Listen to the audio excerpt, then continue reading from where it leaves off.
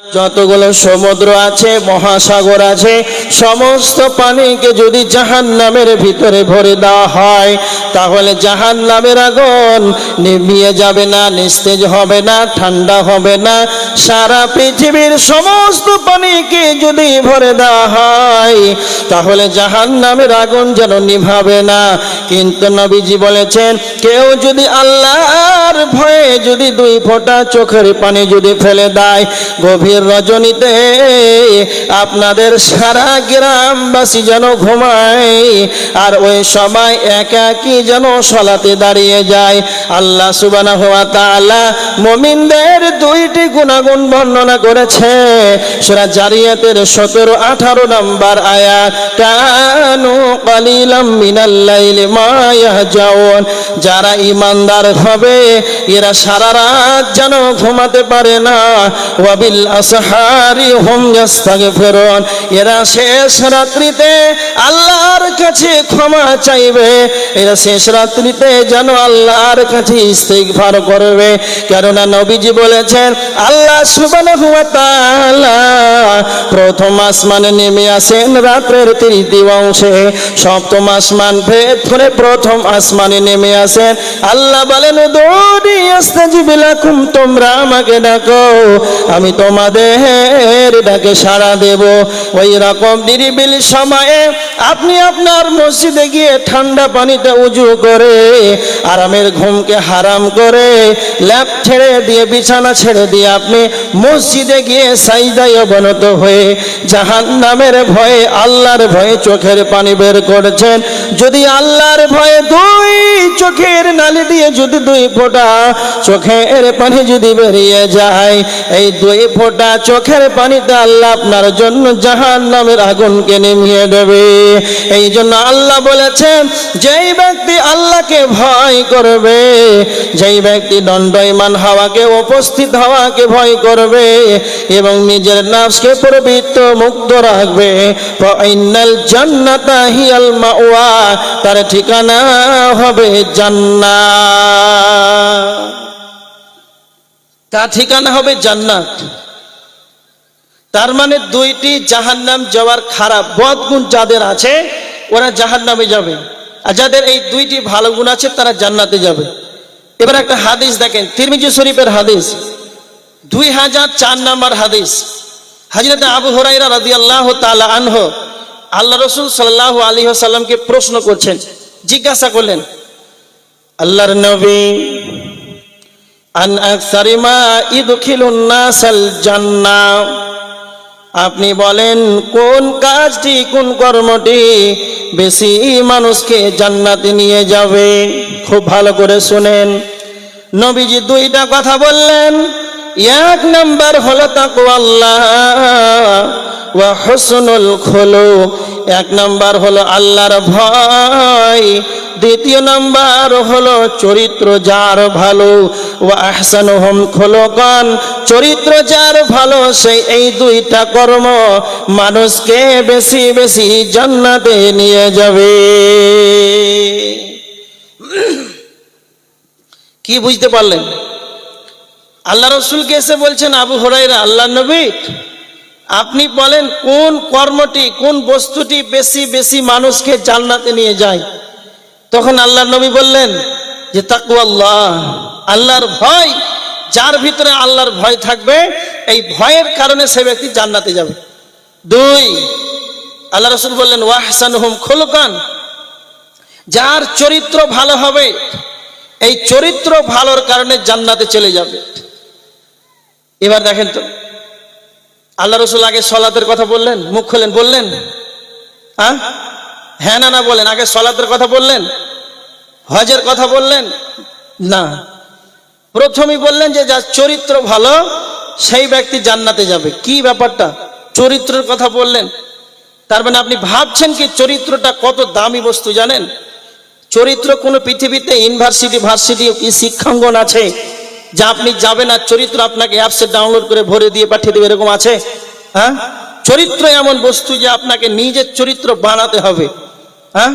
এই একটা কত বড় খাতারনাক চরিত্র, কত বড় খাতারনাক একটা বস্তু যা আপনাকে তিলে তিলে বিবেক হওয়া থেকে নিয়ে 30, 40, 50, 60 বছর পর্যন্ত আপনাকে এই চরিত্রকে বানাতে হয়।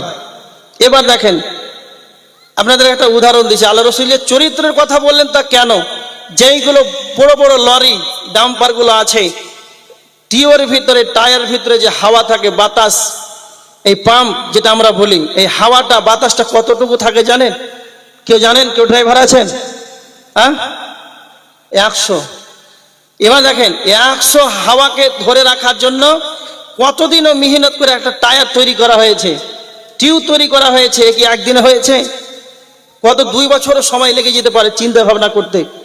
প্রথমকার কথা বলছি, যখন টায়ারকে তৈরি করে ধরেন, বৈজ্ঞানিক চিন্তা ভাবনা করলেন কেমন করে টায়ার বানানো যায়, টিউব বানানো যায়, কেমন করে হাওয়াকে ধরে রাখা যায়। এই করে 2 বছর মেহনত করে এত কষ্ট করে হাওয়াকে ধরে রাখলেন। এবার বলেন, এই 100 হাওয়াকে ধরে রাখার জন্য এত মেহনত 2 বছর থেকে চলছে, আর একে হাওয়াটাকে বের করার জন্য কয়টা লিক যথেষ্ট? কথা বলে কয়টা? একটা। কেন? অনুরূপ হচ্ছে এই হাওয়াকে ধরে রাখার মতন, তার মানে হচ্ছে চরিত্র একই রকম জিনিস। আপনার বিবেক হওয়া থেকে নিয়ে আপনি ভদ্র ব্যবহার করছেন, মানুষকে সালাম দিচ্ছেন, কারো আল ডাবছেন না, প্রতিবেশীর সঙ্গে ভালো ব্যবহার করছেন, এই করে করে 30, 40, 50 বছর পর্যন্ত চরিত্রটাকে আপনি বানালেন। আর শেষ বয়সে একবারে বাঁশের কাছে তলে একজন মেয়ে ছেলেকে নিয়ে জেনা করছেন, ধরা পড়ে গেলেন। তো যেই দিন জেনা করলেন সেই দিনটার বদনাম হবে না সারা জীবনের হবে? বলেন, কথা বলেন না কেন? সারা জীবন আপনার 1 মিনিটই সব শেষ। টায়ারের 100 হাওয়া যেমন একটা লিক যথেষ্ট, তো চরিত্র অনুরূপ একই, একটা লিক যথেষ্ট। এই জন্য নবীজি হযরত আবু হুরায়রাকে 2টা কথা বললেন, তার ভিতরে একটা হলো চরিত্র। তোমরা চরিত্রকে বানাও, চরিত্র যদি ভালো হয় এই বস্তুটা মানুষকে বেশি জাহান্নামে নিয়ে যাবে। এবার দেখেন, আল্লাহর নবীকে আবার হযরত আবু হুরায়রা প্রশ্ন করলেন, আল্লাহর নবী আপনি বলেন, আন আকসারি মা ইদখিলুন নাসান নার, আপনি বলেন কোন কর্মটা, কোন কাজটা বেশি বেশি মানুষকে জাহান্নামে নিয়ে চলে যাবে? তো নবীজি বললেন, 2টা কথা বললেন। 1 নাম্বার হলো আল ফাহমু ওয়াল ফার, 1 নাম্বার হলো মুখমণ্ডল, 2 নাম্বার হলো লজ্জাস্থান। মুখের কারণে, লজ্জাস্থানের কারণে বেশি মানুষ জাহান্নামে চলে যাবে। আল্লাহ সুবহানাহু ওয়া তাআলা জবান দিয়েছেন, প্রত্যেকটা কথা লিপিবদ্ধ হচ্ছে। মা ইয়ালফিযু মিন কাওলিন ইল্লা লাদাইহি রাকীবুন আতীদ।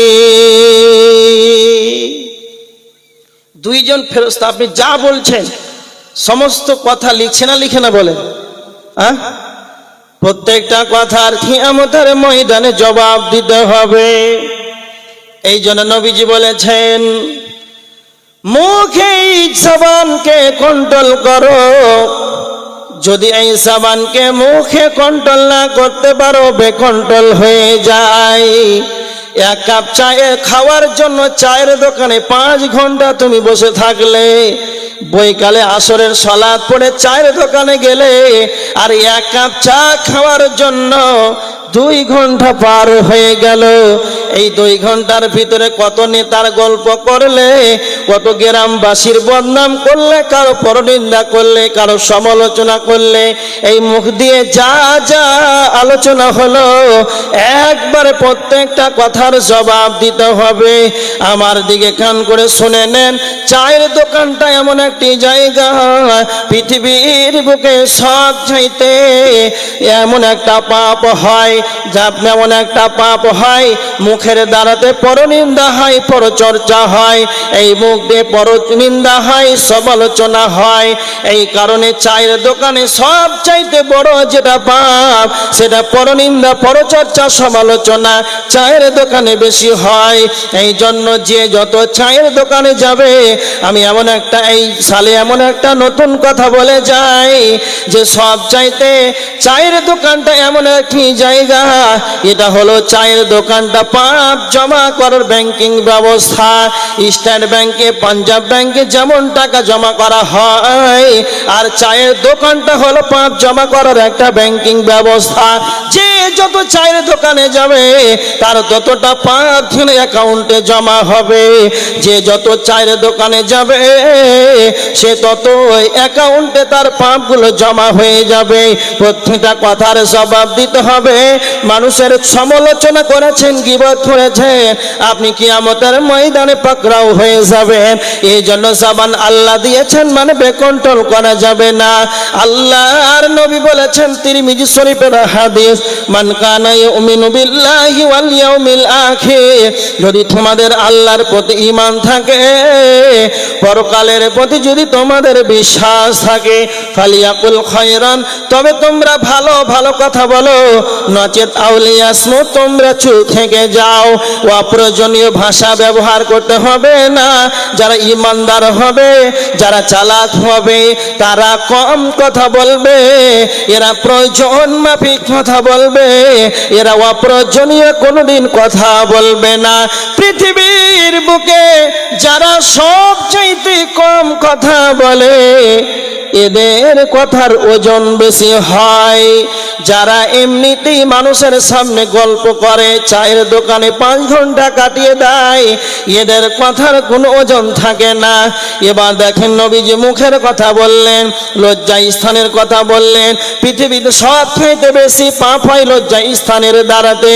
আল্লাহ সুবহানাহু ওয়া তাআলা পবিত্র কোরআনে অনেক জায়গাতে লজ্জা স্থানের হেফাজত করার কথা বলেছেন। ও মুমিন সকল, ও ইমানদার, তোমরা তোমাদের লজ্জা স্থানের হেফাজত করো। এই দুইটা বেশি মানুষকে জাহান্নামে নিয়ে যাবে। আল্লাহর নবী বলেছেন তোমরা তোমাদের মুখমণ্ডল, লজ্জা স্থান, এই দুইটির হেফাজত করার জিম্মেদারি নিয়ে নাও। যদি তোমরা তোমাদের মুখমণ্ডল, লজ্জা স্থানের যদি জিম্মেদারি নিয়ে নাও, তাহলে আমি নবী মুহাম্মদুর রাসূলুল্লাহ সাল্লাল্লাহু আলাইহি ওয়াসাল্লাম, আমি তোমাদের জান্নাতের গ্যারান্টি নিলাম।